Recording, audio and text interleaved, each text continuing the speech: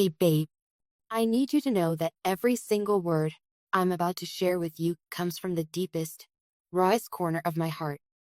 For weeks, actually, if I'm honest, for months, I've rehearsed this moment in my mind.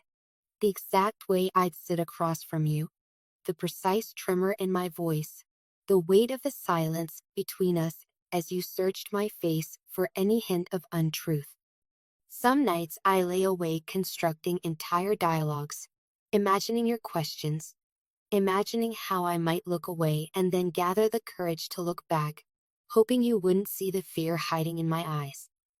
And now, here I am, breathing that fragile silence into life, praying these words land softly instead of shattering everything we've built together.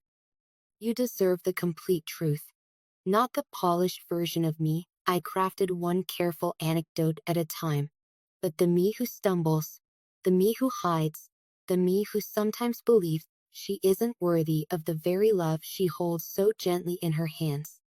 For the longest time, I convinced myself that a curated version of me was enough. I thought if I stitched together the brightest pieces of my personality and tucked the jagged parts deep into the shadows, you'd never notice the seams. I believed I could outrun my own history, that if I moved fast enough, if I filled our nights with laughter, our mornings with coffee and sunshine, our weekends with spontaneous road trips and lazy breakfasts in bed, you would never pause long enough to question what waited behind my smiles. But no matter how artfully I choreographed our days, the secrets pressed against the surface like bruises asking to be seen.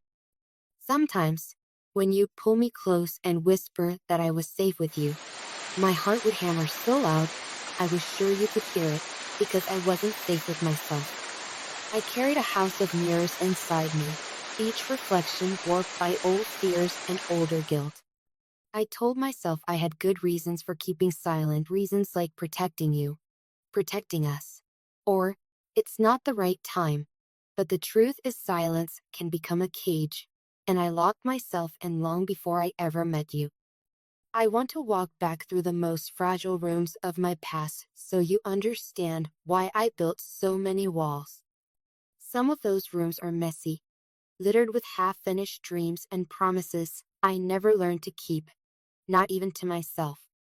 In one corner, you'd find the girl who grew up believing love always had an expiration date, because nothing stable survived in the house where she learned to tiptoe around anger. In another corner, you'd see the young woman who let disappointment carve canyons through her faith until she started to believe disappointment was inevitable. I didn't realize, until you loved me so steadily, that I still braced for impact every time someone said, "I'm not going anywhere." So I became an expert storyteller. I learned how to highlight my resilience while skipping over the chapters where I failed. I shared anecdotes that were funny or inspiring and hid the ones drenched in shame or regret. I told you about the jobs I thrived in, but not about the ones I quit too soon, afraid of being discovered as an imposter. I told you about friendships that nourished me, but not about the friend I ghosted because I was terrified of confronting my own jealousy. I told you about therapy in a distant, almost mythical sense, but I never admitted how recently I returned to it, desperate for tools to dismantle the panic attacks that sometimes wake me before dawn. And then there's the secret at the heart of all the other secrets. The fear that if you saw every flawed layer, you might decide the illusion of me was better than the real me. I know that sounds unfair. I've always encouraged you to be vulnerable, pressed your hand and promised I wouldn't flinch at your scars. But for myself, I carried a double standard as old as my first heartbreak, that it's noble for others to be honest, but dangerous for me. I convinced myself that my history was too heavy, that admitting I'm still a work in progress would turn me into an obligation instead of a partner. I never wanted you to feel like loving me required you to shoulder my unfinished battles. Yet despite my best efforts to keep the mask in place, I can't ignore the tension anymore. Every time you've gazed at me with that beautiful, unfiltered trust, something in me has curled inward, uncertain if I deserved it.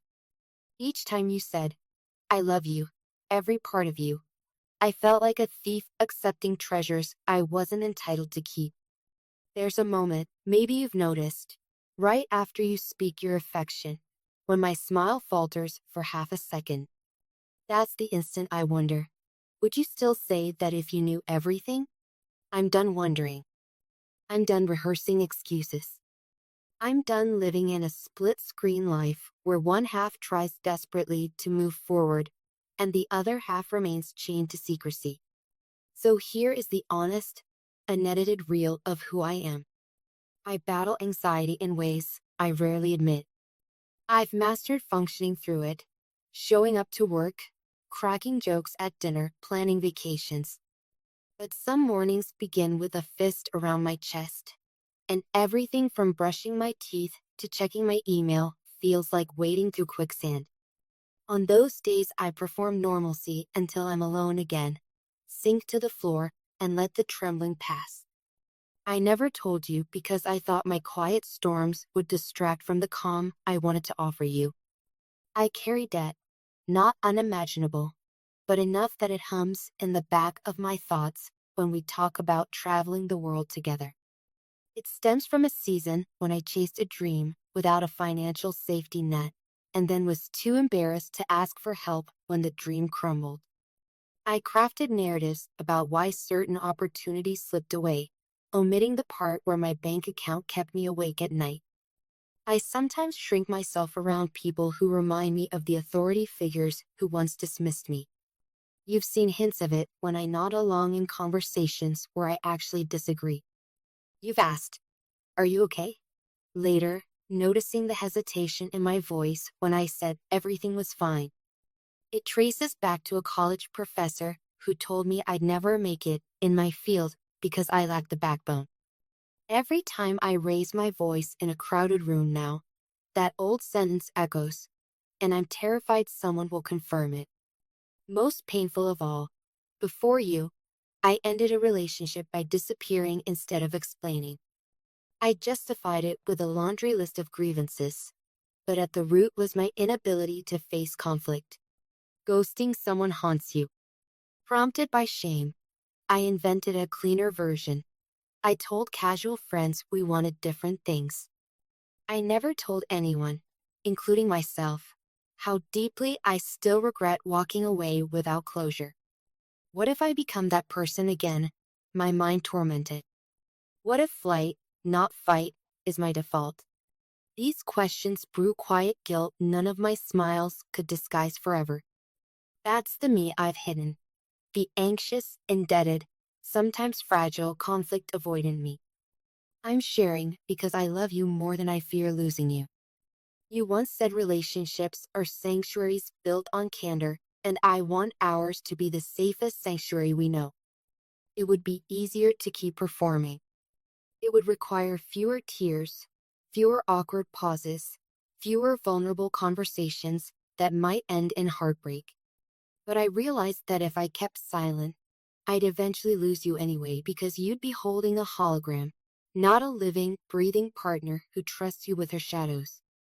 I can't guarantee that my confession won't complicate things. Maybe you'll need time to process, to decide whether the difference between who you thought I was and who I am now feels like a canyon or a small crack we can patch together. I accept that risk. I accept that love without risk is an illusion, and I have lived in illusions long enough. What I can promise is that I'm committed to growth. I'm in weekly therapy, confronting the patterns that sabotage me. I'm creating a realistic plan to tackle my debt, no more wishful thinking. And I'm learning conflict resolution, so running won't be my reflex anymore. I'm not asking you to become my savior. I'm inviting you to witness my evolution. I'm inviting you to stand beside me, not to carry my burdens, but to cheer with me each time I lay one down. I promise to offer you the same space, the same grace, the same unwavering belief in your capacity to rise each time you stumble. If we choose to build a future together, I want that future built on foundations that can bear the storms, not on sand disguised as stone.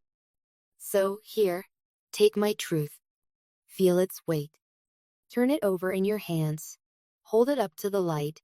Examine the places where it reflects and the places where it absorbs. Ask me anything.